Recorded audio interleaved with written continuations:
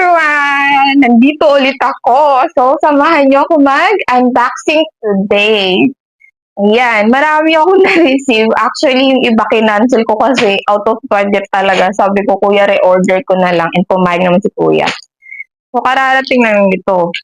Pag umorder ka pala sa Temu, tapos inano mo siya, ano ba to? In-order mo siya, place order mo siya. Sabay-sabay siya darating. So, ito, and 1, 2, 3, 4, 5. Puro Temu siya. Ayan o. So, sabi ko ngayon, ang gagawin ko, sa susunod kapag umorder ako, antayin ko muna dumating yung isa, tapos saka ulit ako order. So, ito, hindi ko alam kung ano itong mga pinag-order ko.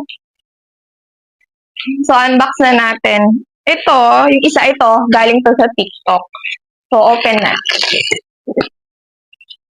Ano to? Yung salamin na anti-rat.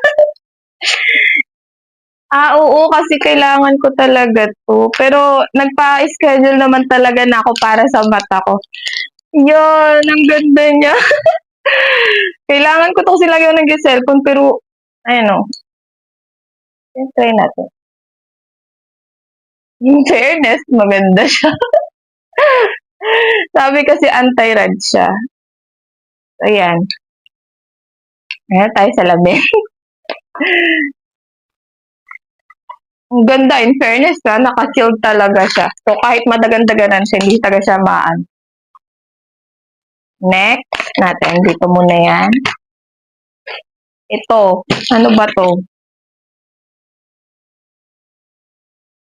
COD lang nakalagay. Wala siyang nakalagay kung ano siya.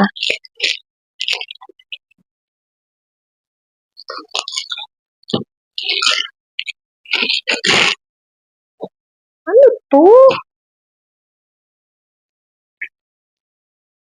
Dress? Pero wala mo natanda na order ako nito.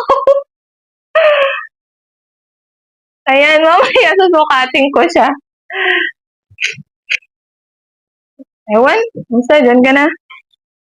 Ano? I-check ko nga mamaya yung apps ko.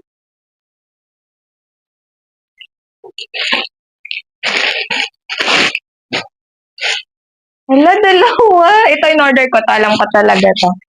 910. Kasi yung isa nito, ibibigay ko sa kapatid ko. Maganda siya. Ayan.